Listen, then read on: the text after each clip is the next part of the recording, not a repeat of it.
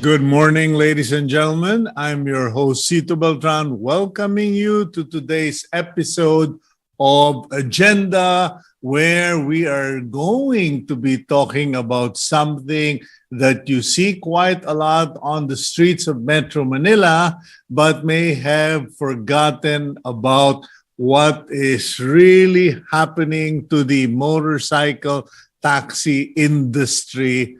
Or is it an industry already? Because last I remember, there was a call for a technical working group to study and to start a pilot program in order to come up with the right regulations and rules. But as one former government official said, in the Philippines, we are so good at doing pilot programs and those pilots never take off, okay? But we will touch on that later. But for now, welcome to Agenda and thank you for being subscribers of Cignal TV, followers of or viewers of Agenda on Facebook and on YouTube. Maraming salamat po. We really appreciate the support. Now, today is September 27, 2022. It's a Tuesday, and let's get on with our daily starter. It is from a gentleman, Colonel Harlan David Sanders. Okay, just because you took longer than others doesn't mean you failed. I started KFC at 65. So if you recall or if you're familiar with KFC, Kentucky Fried Chicken, it was started by a retired, unemployed, 65-year-old gentleman named Colonel Harlan David Sanders. And to give local context, if I remember correctly, the Concepcion Industries was started by its founder, who at the time was around 62 years old. So it is never too late to start an industry. As the Lord said, it is good that the work is begun. Okay, now let's go to the front page of the Philippine Star and the headline, Carding onslaught, 5 rescuers drowned. Okay, that was in San Miguel, Bulacan, where volunteer rescuers of the town of San Miguel, Bulacan, while trying to rescue or respond to residents, found themselves swept by raging floodwaters and ended up drowning themselves, or it's still unknown or undetermined. Either they drowned or were electrocuted. So nakakalungkot po. And mind you, if I'm not mistaken, my late father, Louis Beltran, traces the family roots to San Miguel, Bulacan. Our condolence to the families. Nakikiramay po kami sa inyong lahat. Now, let's go to the top of the front page. Pogo workers deportation starts in October or in October, and they will start with 2,000 to 3,000 Chinese nationals who were working for Pogo offices in Manila but have now lost their licenses. A total of 175 Pogo operators lost their licenses, especially during COVID-19, and of course on the crackdown on Pogo outfits who don't pay taxes. So the deportation starts October, and the target is to deport the reported 40,000 Chinese nationals. Okay. Meanwhile, the Department of Agriculture declared that Typhoon threatens Philippine rice supply. Super Typhoon Carding has devastated 16,229 hectares of agricultural land in Central Luzon, which officials describe as the rice bowl of the Philippines. The photo there is of farmer Hermie Manalo looking at his damaged rice crop in San Rafael, Bulacan yesterday. And yan po, no, that kind of image or picture has been seen on numerous pages on Facebook and other social media platforms where farmers have been pointing out na anong sabi nila, pera na naging bato pa. Aanihin na lang na wala pa. So please, to all our viewers and Filipinos, medyo careful po tayo sa bigas kasi baka magkaubusan coming December as predicted by some agricultural observers and experts. Meanwhile, LTFRB allows return of standing passengers in PUVs. Ayan na po ang sinasabi natin. We have a mobility crisis in the Philippines where thousands and thousands of Filipinos, if not millions of Filipinos, find themselves challenged every day. Pagsubok na makabiyahe sa Pilipinas dahil sa kakulangan ng pampublikong sasakyan, and we will discuss that in part later.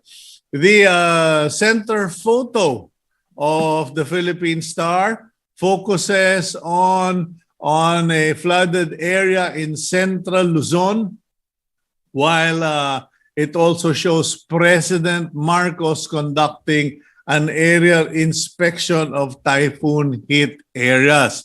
The president said he would rather manage or lead the response to the devastation remotely instead of physically being on the ground because his presence will simply be disruptive and add to the burden of those trying to respond to the victims of Typhoon Carding.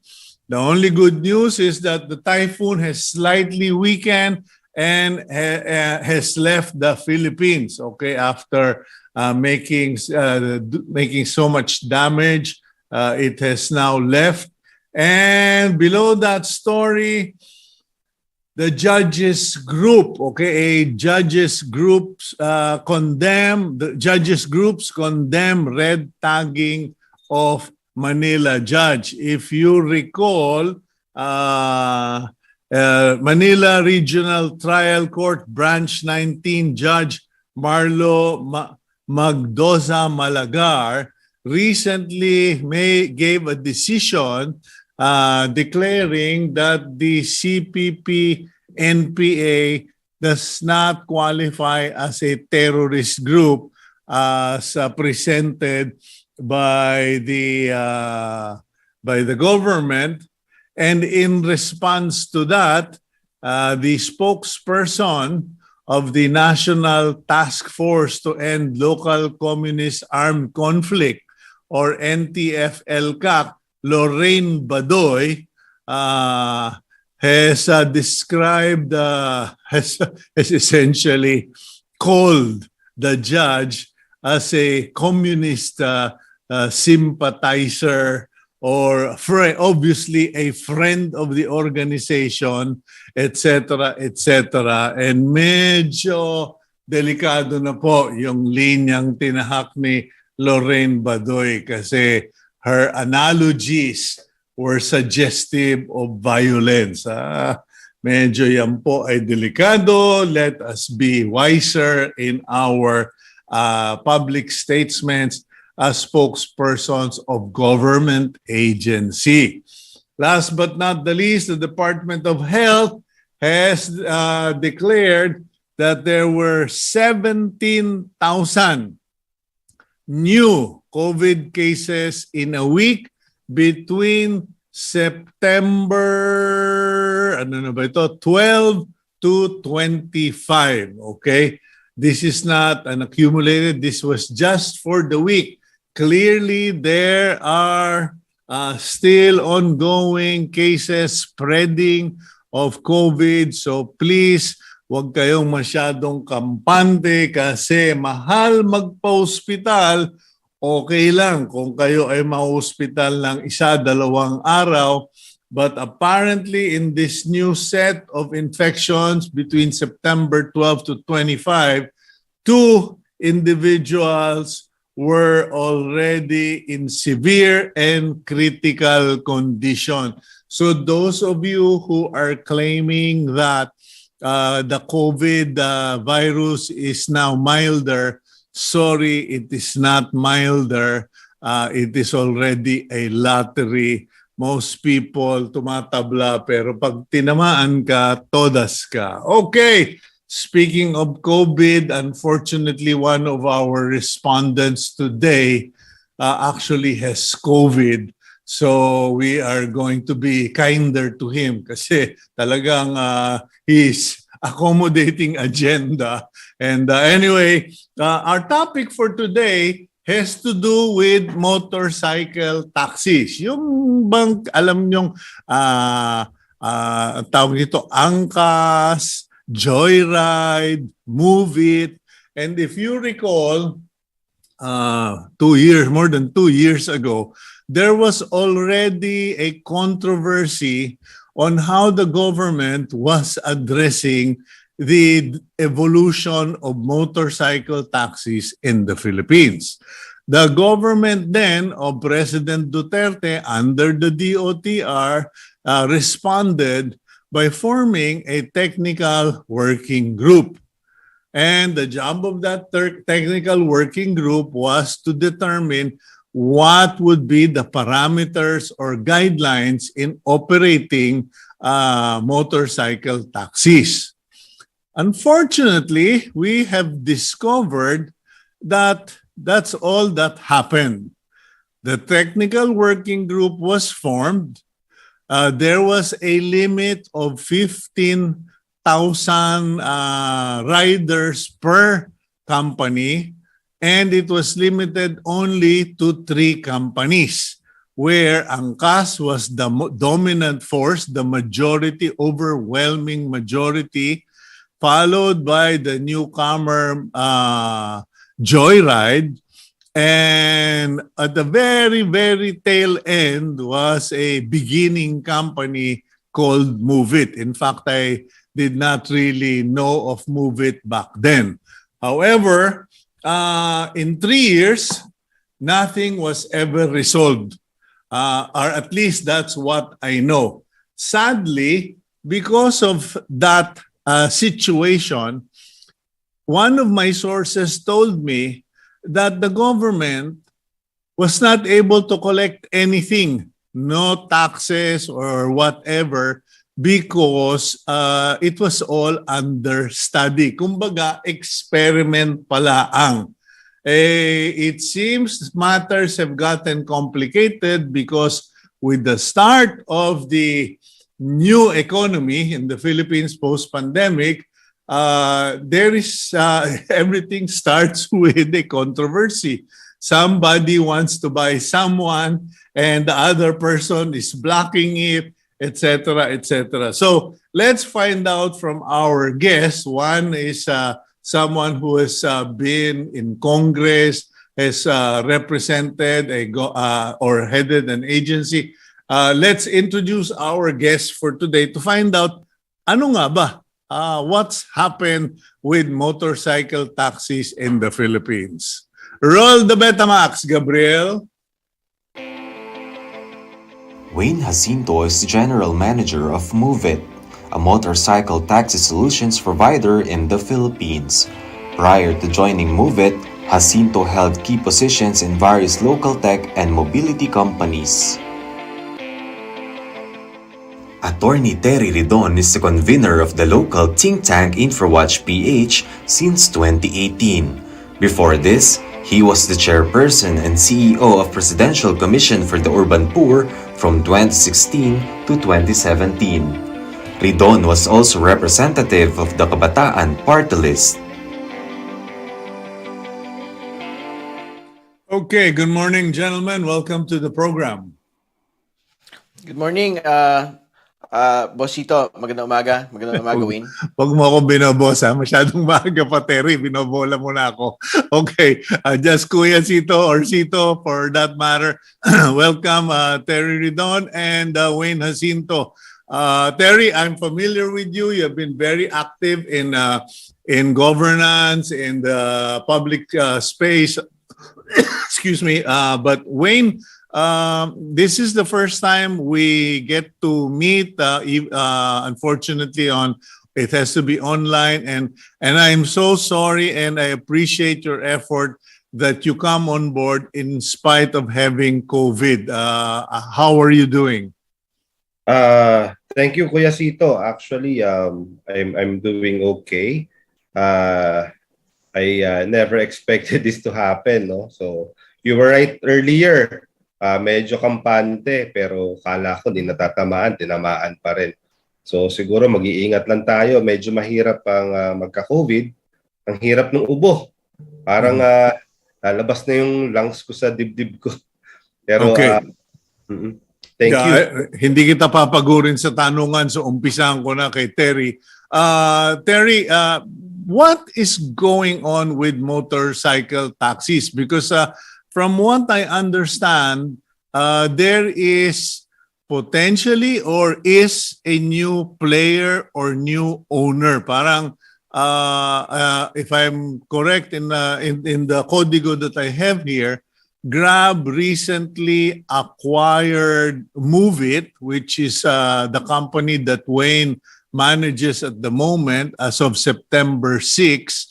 So does this mean that Grab is officially now a motorcycle company, or is it, maybe Wayne can explain that later. Pero Terry, could you just give us an update? Kasi anyari dun sa technical working group, etc., etc.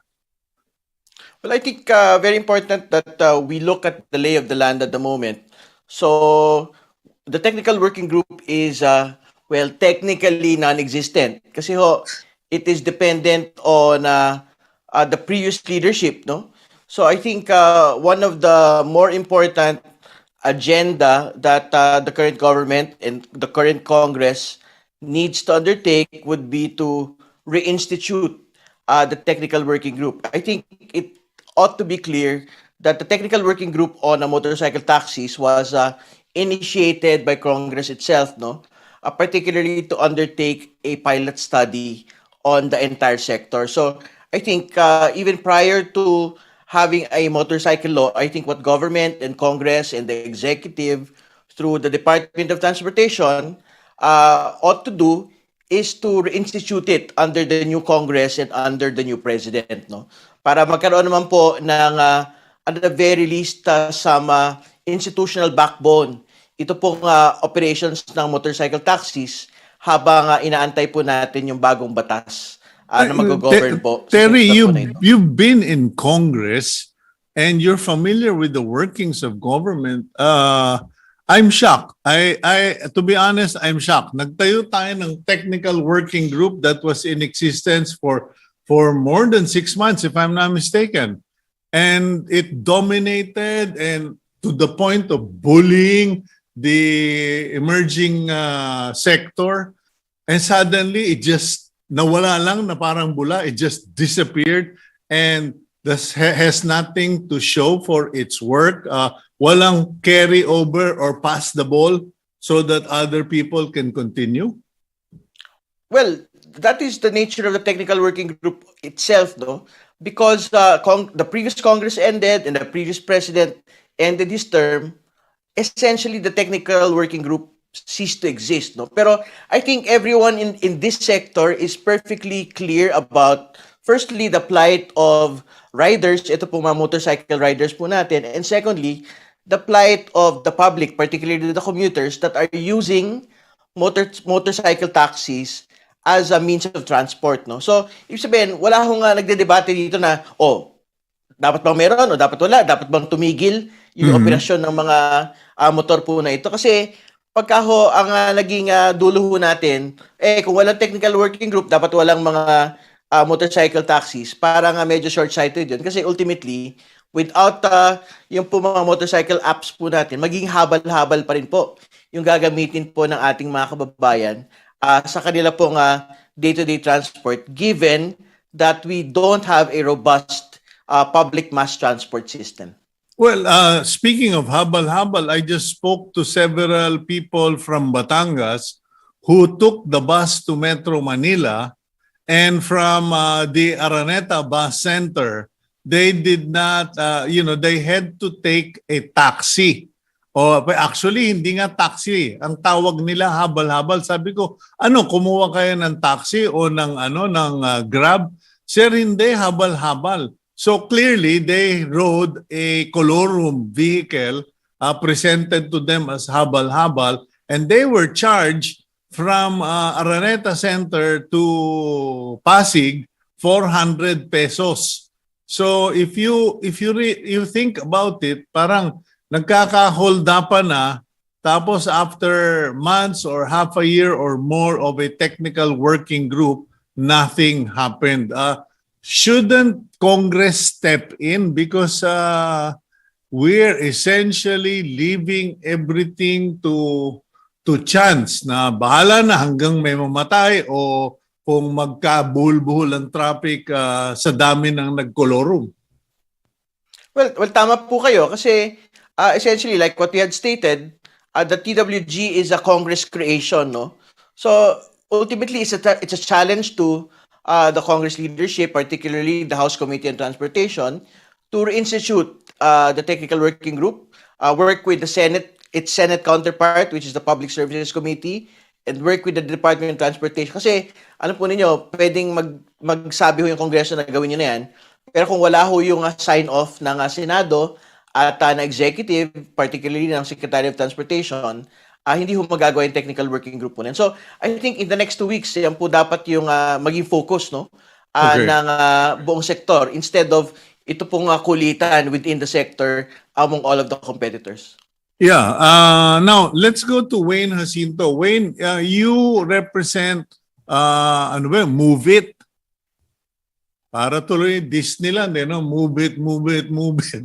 Sorry, inaaliw ko lang kayo kasi nakakapiko nitong discovery na ito na after mag-asaran, wala rin pala nangyari. Anyway, when you represent Move It, now, what is the situation in the sector? Ang hirap tawaging industry. Although motorcycles now dominate the land in terms of transport, what is the situation in the sector for motorcycle taxis?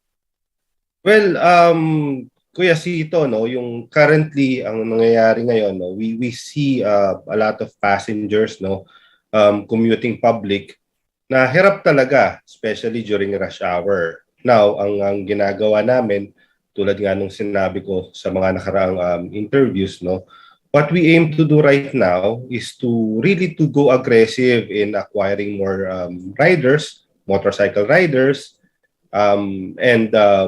kasi nakikita namin yung need talaga, no, especially during rush hour nga. So nagpapadami talaga kami para mas marami kaming ma-serve na commuting public, na mga passengers. Nang sa ganun, makapagbigay din kami ng magandang serbisyo at makapagbigay din ng magandang kompetisyon sa mga kalaban. As of the moment, we have promos and discounts para sa commuting public. Tulad ng sinabi mo kanina, yung Cubao to Pasig, sobrang mahal nga nun. Sa amin, maniwala ka, meron pa kaming 20 pesos discount, no, sa mga pasahero namin. And normally, magkano ba from the Araneta Center to Pasig kung sumakay kami sa motorsiklo or sa Move It? Siguro ang range lang yan, mga 100 to 140 lang. Less pa natin 20 pesos discount mo, no? Depende rin siguro kung saan sa Pasig kasi ang laki nung Pasig. Yes, that's correct. Pero hindi, malaking bagay na kahit hatiin mo lang to, from 120 to 200 pesos versus compared to 400 pesos. Yes. Unless marami kayo, lugi ka talaga dun sa pasahe. So now, how is Move It doing? Kasi you said you're trying to expand your numbers. Right now, how many riders do you have, and what would be the ideal to be a viable business operation? Yeah, so currently we only have around 2,000 riders. Mhm. But just like the other players, ang aim talaga namin is to be like just like with them, no, at least 15,000 motorcycle taxis. Mhm. We are only 2,000, pero in the next couple of months we want to be in the 7,000 levels. Then meron kasi rin kaming mga slots na pinahiram sa competition. Now we want to take it back, no, kasi nagpahiram kami ng slots before, like 7,000 of the number of motorcycle riders. Pinahiram muna namin siya temporarily before. We will take it back siguro, no, in the coming months. Yeah. Oh, okay. So what's happening is you have approximately 2,000 riders. You have allocation for a total of 15,000 riders if we follow the technical working group guidelines under the Duterte administration. Of that 15,000, 7,000 slots or riders were taken by Angkas on a loan arrangement. Now you want it back, but what has changed for Move It to the point that you think you're confident that you can now handle the additional workforce? Kasi you're the newcomer, quote unquote, in the sector, and the impression being given is that you're so small you can't do it. Well, yeah, that was the impression before, Kuya Cito, no? Pero just like what I've said, we are going aggressive talaga, especially the next couple of months. As a matter of fact, we have a lot of plans lined up, not only for the riders, but for the passengers as well. So this is what I can say, ito na yung Move It 2.0, no? We are going aggressive. We want to serve the commuting public, and we also want to help our riders and provide good livelihood, not only for them but also for their families. No? So that's what we want to do. That's our aim. Okay, Move It 2.0, the new Move It. Can you confirm that Grab has bought in or has bought up Move It? Kasi ang kwento sa akin ay nabili na yan ng Grab, Cito, or nabili na yan ng Grab pero Grab won't operate it. Parang binili lang nila as another asset to include into their portfolio. Well, yeah, totoo yan, no?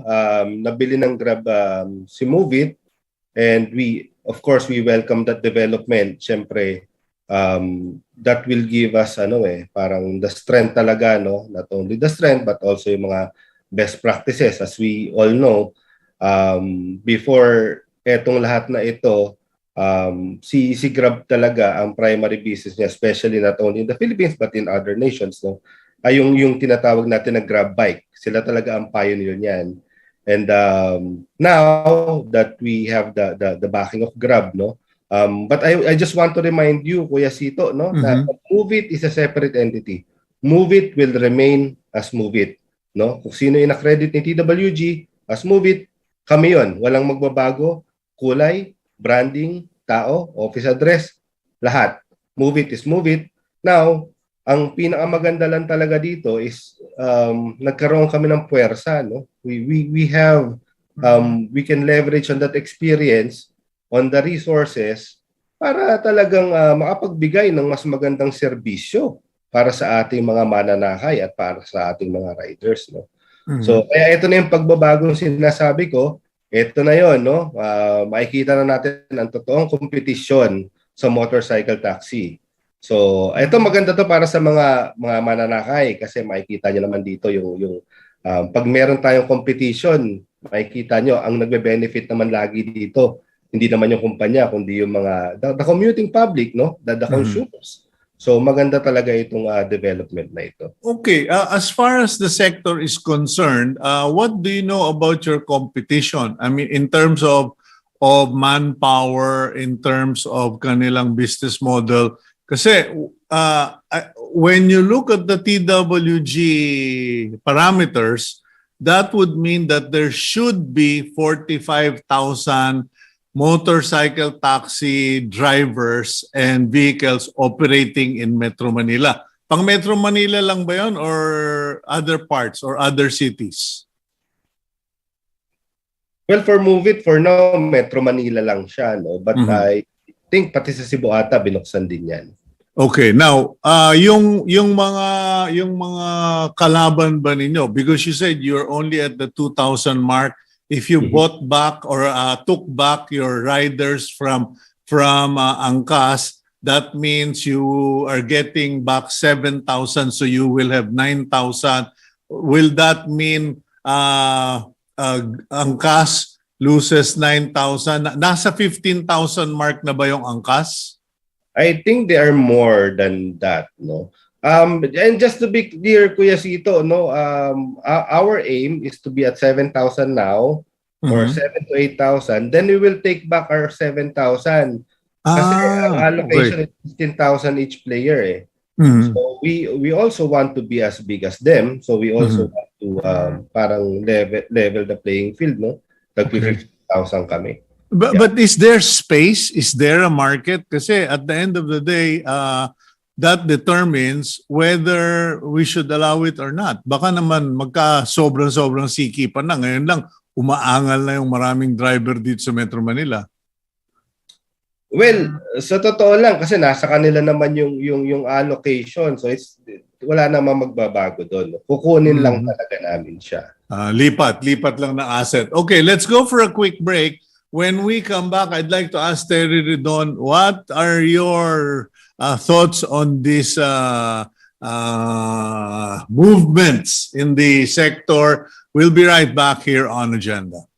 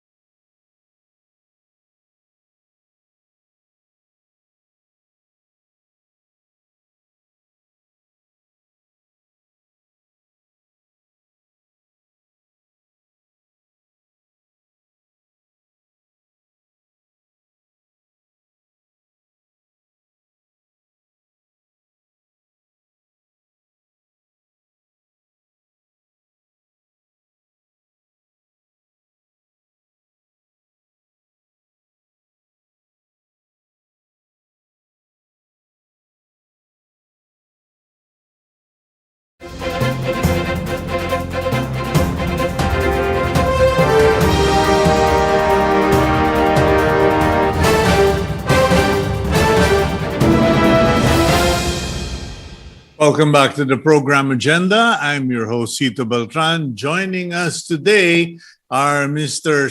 Wayne Jacinto of Move It, the motorcycle taxi company, and Terry Ridon of Infrawatch, also a former legislator. Welcome back, gentlemen. Terry, I'll start the second segment with you. And what are your reactions? Because mukhang hindi pa man nagkakainitan na this move of Grab to partner or to acquire Move It as a corporate asset seems to have triggered strong reactions from different groups, and clearly mukhang politics is involved. What's your reaction? Well, I think what needs to be clear is that the reactions are essentially the result of increasing competition. And competition within the sector is something that is an objective of government and is an objective of business itself, no? Mhm. So, and as already stated, with more competition, we are sure that we might see better prices for the commuting public. And correspondingly, we're also looking at better services for the motorcycle riders as well. Kasi, alam po ninyo, pagka you have better competition, riders can pick and choose ano ho yung best platform for them, which can provide better services for them. In the same manner, yung pong passengers can pick and choose, no? Which service app will be able to give the best prices, most competitive prices to all of them. So, I think yan ho yung inaasahan naman po na talaga nating reaction. I think it ought to be clear as well that, well, the first players have the first mover advantage. Basically, they are already household names in this space, no? Parang they're already a verb, no? Parang dun sa mga toothpaste, yung leading toothpaste brand, no? Sa motorcycle sector, ganyan din ho ang sitwasyon. On the other hand, syempre, Move It will come in with the synergies of Grab, no? So, we will see eventually in the next couple of weeks, the next couple of months, kung mabisa pa rin ho ba yung first mover advantage nito pong mga nauna at malalaki, or magagamit po ba ng Move It yung synergies po nito with Grab. So I think yan po yung lay of the land in terms of competition within the motorcycle sector. Well, from what I've heard and read so far, this is really weird because you have Move It partnering or being taken by, bought up by Grab as a corporate asset. Grab saying na we bought the company but we are not going to meddle with the business model because they know how to run it. And then you have Move It saying, as Wayne has said, that if we get the firepower, we are going to get back our 7,000 rider allocation with Angkas. So it turns out that Angkas, which is the dominant motorcycle taxi at the moment, turns out not to genuinely have its own core, but is also operating half of its strength borrowed from the allocation for Move It. So parang ewan ko, parang yung joyride na lang yata ang malinis-linis ang kamay dito sa labanan na ito, Terry. And yet everyone is accusing everybody. How do you see this play? Pwede ba yun? Pwede ba yun na binili. Parang yung mga, di ba, yung mga big corporations, yung mga mega corporations, they buy companies left and right, and it's not an issue. Why is this an issue? Well, alam po ninyo, I think we need to be clear also on, nabanggit niyo naman po, who the leading player is, no? Yeah. Issues on competition is being raised, no? Particularly because Grab as a big market player in the four-wheel space, no? Has bought into the two-wheel space, no? Pero what needs to be clear is Move It is not the dominant player in the two-wheel motorcycle space. It is another company. So, yung allegations of abuse of dominant position might not be implementable, no? In the two-wheel motorcycle space. Kasi nga, Move It is not the dominant player, no? I think a legal distinction has also been undertaken by Grab in acquiring Move It by clearly stating that there will be no change in the name, in the actual nature of the business. Ibig sabihin, it will not be Grab that will be dealing with regulators, no? Or will be dealing with the public. It will remain to be Move It, no? But Magbabago lang ho yung complexion ng competition pagka siguro ang binibili na ho ng Grab yung dalawang dominant market players, no? Ibig sabihin yung Joyride tsaka po yung Angkas, no? Baka diyan na ho talaga kailangan pumasok ng Philippine Competition Commission kasi itong dalawa pong mga grupo pong ito, yun talagang leading market players within the two-wheel motorcycle space. So at the moment, if I'm to follow your line of thinking, we have a duopoly, kumbaga two companies controlling the market.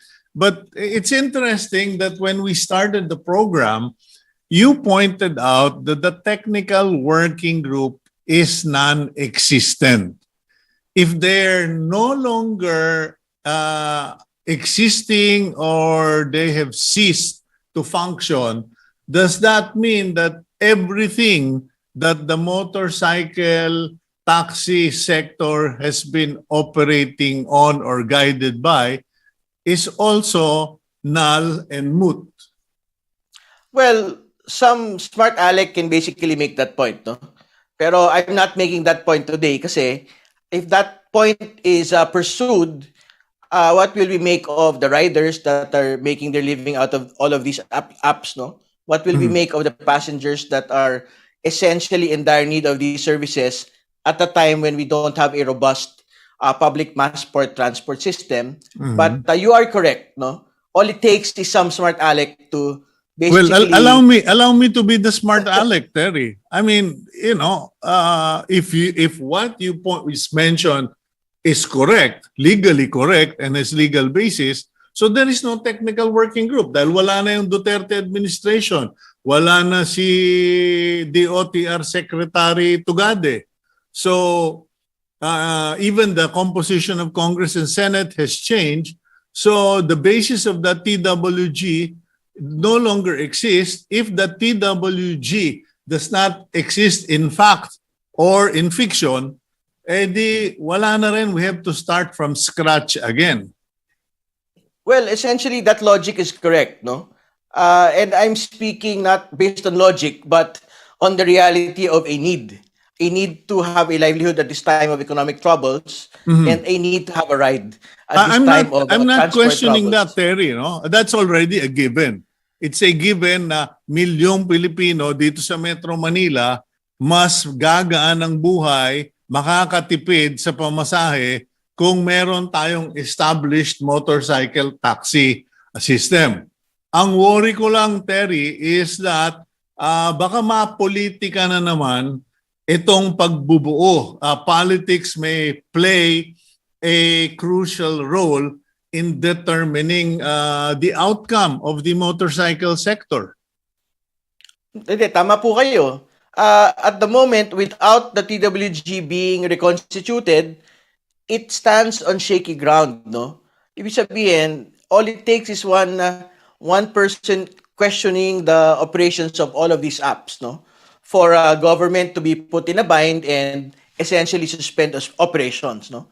Pero yun na nga, like what I'm stating, sana naman wag mangyari yon kasi nga I think we'd rather have more livelihood at the moment. We'd rather have more people getting these services because of the problems of traffic. Okay, how complicated is this situation or this need for regulatory guidelines? We have the LTFRB, and I must compliment the new LTFRB because they seem to have their feet on the ground, and they seem to be more pro-consumer, pro-rider. Pati nga yung nabasa ko kanina na pinapayagan na nila yung standing room only sa mga PUV. It shows that, you know, tanggap nila. They're realistic that we have a shortage, and ideal as it may be to have seating capacity only, they're allowing the standing room because it's just hell to be waiting online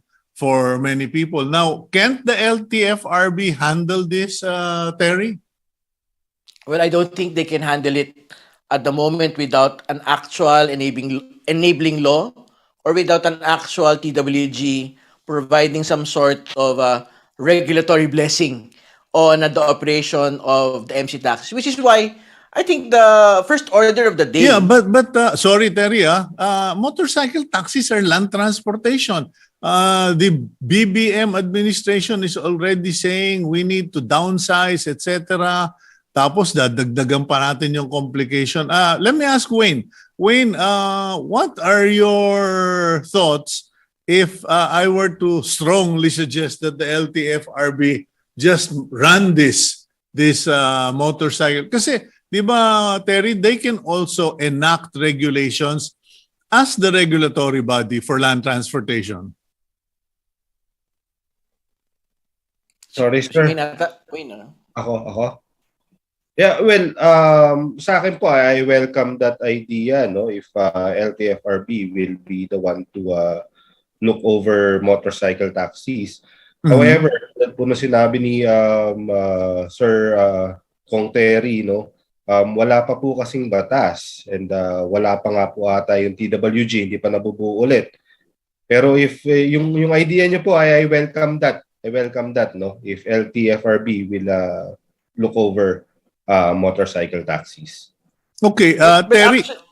Go ahead, Terry. Actually, ang problema ho talaga at the moment, meron ho talagang specific provision in law doon po sa Land Transport Code na bawal talaga gamitin for hire yung pong mga motorcycles, no? So parang even if the body is willing, even if LTFRB is willing, but for as long as a specific provision like that exists, baka it's difficult to have courage. Sorry, Terry. I'm not laughing at you. I'm not mocking you, Terry. Kasi it's okay. Once again, you've reminded me of the insanity of living in the Philippines. Sabi mo, there is a provision in the Land Transportation Code that prohibits the use of motorcycles. Ano kamo? As for hire. Motorcycles for hire. Ano ba yung tricycle na nasa kada kanto? Hindi ba for hire din yun? Hindi. Kinabitan na raw na upuan sa gilid yun eh. So, hindi nakasali yun. Sorry talaga. Sige, balik na. Pag-usapan na lang natin itong motorcycle taxi. Baka masira ulo ko. Ay nako, they're splitting hairs. That's essentially what it is. Yeah, but again, we'd like LTFRB to have courage, no, to lead over the sector, no, as its regulator. Pero yun na nga, because of the code that I mentioned, baka even if they want to have courage, baka matakot din sila kasi nga kung meron talagang specific provision na hindi pwede, kailangan ho talaga ng batas, which is why you're a lawmaker. Are you also a lawyer? Yes. Okay, Terry, can you take this to court as a simple matter of bureaucrats splitting hairs? Because you allow a motorcycle to have an attachment of a sidecar that technically it is not designed for, just so that it can be used for passenger conveyance, and now you won't allow Move It, Grab, or any of this, or Angkas, or Joyride to operate unless a law. Kasi I'm sorry, no, you I respect as a former legislator, but this is the sort of thing that leads to corruption and politics in this country. Can you take this to court? Well, anyone can take anything to court, no? But my problem though is a distinction needs to be made between tricycles and motorcycle taxis kasi po, I think tricycles have a specific provision in the local government code, which is why the regulators for tricycles are local government units, no? Mm-hmm. Pero yun na nga, what has been left out are yun na, what we call habal-habal motorcycles for hire.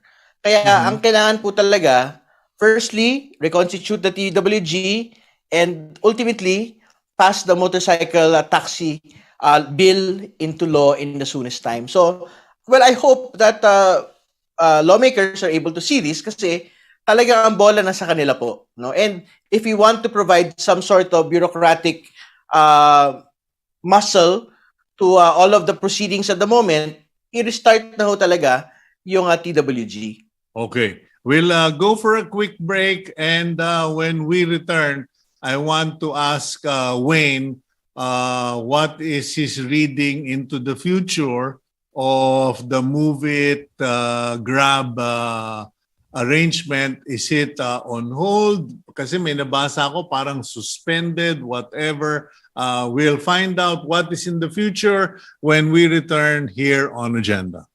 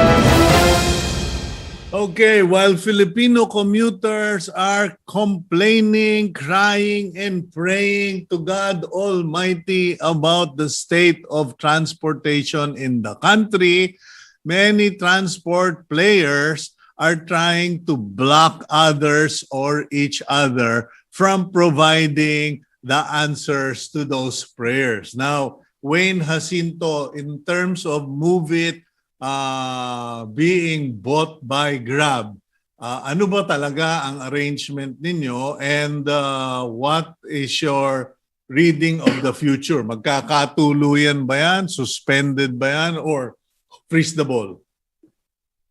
Kuya Sita, actually, hindi ko alam kung saan yung suspension. No? Pero ito lang naman talaga yung mission ng Move It. No? So we want to serve the commuting public.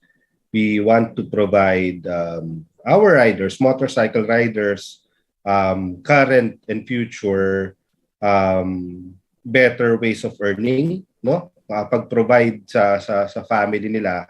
And not only like we want to make sure na what they get sa loob ng isang araw, sa isang linggo, sa isang buwan is enough for them to raise their family, no? Para makapagbigay ng magandang kinabukasan para sa kanila. And at the same time, yung mga pasahero naman namin, maihatid namin ng matiwasay at ligtas sa kanilang mga pupuntahan. Yan talaga ang gusto gawin ng Move It. No? Alam naman natin pare-pareho hindi madaling gawin yon. Tulad nga nung nabanggit mo, marami talagang gustong pumigil dito.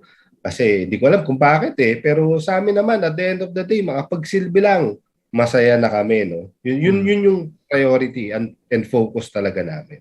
So job creation, income generation, and helping every Filipino family. So if I'm to follow President Bongbong Marcos's dialogue, all of that fits into his aspirations na more jobs and better life for Filipinos. Now, what about all of these attempts or accusations na hindi makokontrol, magkakamonopoly, etc., etc.? Ano ba ang arrangement between Grab and Move It? Are you going to remain two separate companies, management, etc., SEC, etc.? Kasi hindi na kayo covered ng Philippine Competition Commission because the deal is apparently below a particular price tag. Oo. Actually, Move It will remain Move It. No? Hiwalay siya. Tulad ng iba, yung manok na inihaw. Mhm. So, ang ibig ko lang sabihin po dito, Move It will remain Move It. Iba siya. Nakahiwalay siya. And it will continue to serve the masses, no? The commuting public. Merong certain segment na talagang sinaserve ito. Yun lang po ang gagawin niya. Hindi po magkakaroon ng tulad ng mga sinasabi nila na magbabago na si Move It. Hindi na si Move It ang kausap ng regulators, hindi na si Move It ang kausap ng TWG. Si Grab na daw ito. Hindi po. Hindi po totoo 'yan dahil wala naman po nagbago talaga, no. Ganun pa rin po si Move It, para pa rin po kami sa riders namin at sa mga passengers namin, wala pong pagbabagong magaganap. Okay, Terry, does that cover all the bases as far as the imaginary regulators are concerned? Kasi parang, kung walang TWG, walang batas, and then hindi pa sakop ng LTFRB, can the critics even raise corporate governance issues like the SEC, etc.? Kasi parang, hello, bago ninyo marating yan, ayusin muna natin itong TWG. Well, alam po ninyo, I'm quite confident that ito pong intramurals within the sector, no, will not lead to anyone questioning the operations of motorcycle taxis in the Philippines. Kasi if any one of the three will question it, their operations will obviously be suspended, no? Mm-hmm. So, yun na nga ho. Pero I think we ought to be clear on the competition aspect again, ano? If they are coming in just purchasing Move It, and Move It is the one that is speaking with the regulators, not Grab, parang it's difficult to raise a competition question there, no? The competition question will arise in the future pagka ho ang gusto na hong bilhin yung mga malalaking mga kumpanya, yung mga leading market players within the two-wheel motorcycle space, no? Kasi Okay. ano na ho yan pinag-usapan na ho natin yung market dominance ng pag-purchase po ng malalaking mga kumpanya within this space, no? So, Okay. but I think as far as the previous transaction is concerned, parang wala naman. Wala pa nga ganung transaction, kanyang competition issue sa transaction po na ito. Okay, well, I'll just, first of all, thank you very much, Wayne Jacinto and Terry Ridon, for a very engaging, headache-generating dialogue. Sumakit ulo ko dyan sa habal-habal na yan. Anyway, but thank you, gentlemen, for making time for Agenda.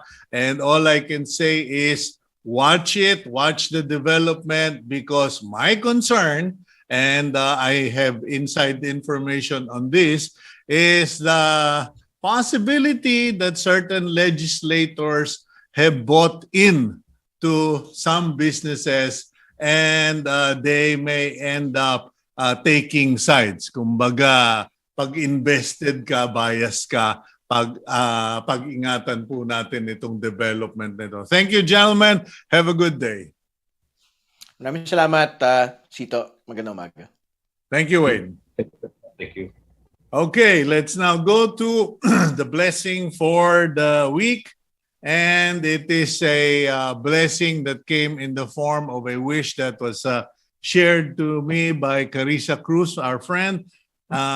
We leave you with this. May those who perpetually pour receive. May those who constantly carry discover what it feels like to be supported. May those hidden behind walls of silence find safe places to speak. May those who fight for others encounter those who will fight for you. From Dr. Thima, and I am your host and your kuya, Cito Beltran, thanking you for joining us on today's episode of Agenda. Please keep it here on One News.